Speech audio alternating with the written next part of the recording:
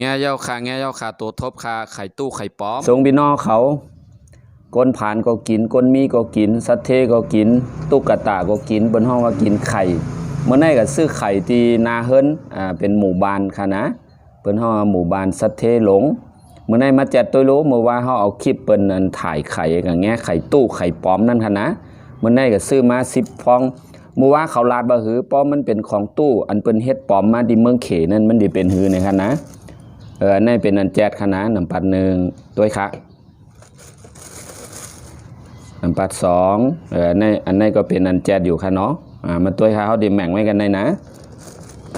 มาหันเย้าเหมือนเมื่อวะเหมือนคลิปเมื่อวะเนี่ยใจเย้า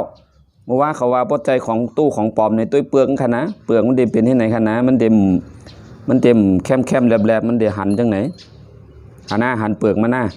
เพราะเปลือกอันแจดนี่บันเดเริ่มไม่เหมือนจ้าพี่น้องเขาตัวค่ะนะอย่าไปว่ามันอยู่ไกลโตค่ะนะเมื่อว่าเขาคากระซื้อ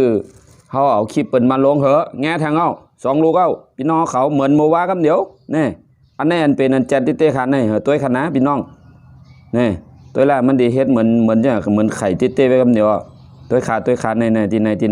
ที่เขาเอาไข่ใส่กันตั้งในกำเขาเดี๋ยวมาผ่าตัวตั้งในตัวเฮ็ดเหมือนคลิปเมื่อว่าเหอะแง่ทางเอา3 ลูกเอาพี่น้องหาหน้า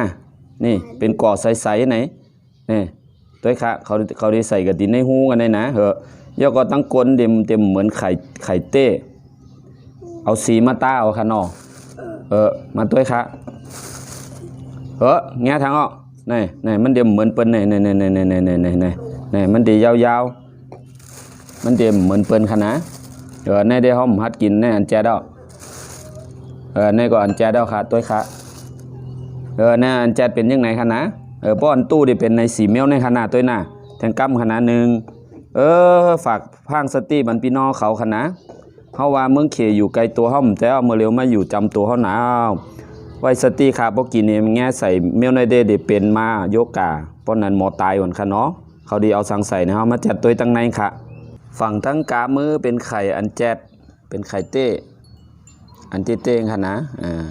ฝั่งทั้งในเป็นอันตู้อันปลอมค่ะมันเดี๋ยวมีหูไว้กันในคณะเขาจะผ่าด้วยค่ะยาวมากคณะบินน้องไตเขาค่ะอันตั้งในเดี๋ยวเป็นอันแจดมันคณะอันแจดอยู่ตั้งกามือเนี่ยอันนี้อันแจดค่ะมันเดี๋ยวมีกลิ่นเหม็นแค้วไว้คณะแล้วก็เขาจิ้มเขาเอามือเต็กเข้ากาก็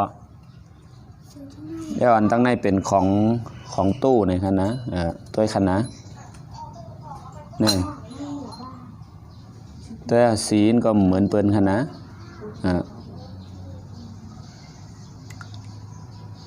ตัวขานี่เป็นดินเหนียวในค่ะตัวสีค่ะนะ2 อันเมื่อไก่เข้าไปย่าเอาเปลือกกับดีไรมันได้เนาะนี่อันนี้เป็นอันตู้ค่ะนี่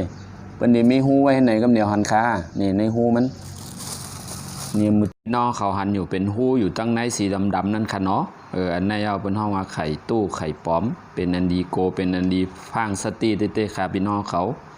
ตัวค่ะเอาดีไหวตัวไหนหาหน้าหูอยู่ที่ไหนหาหน้าอันเปิ้นเอา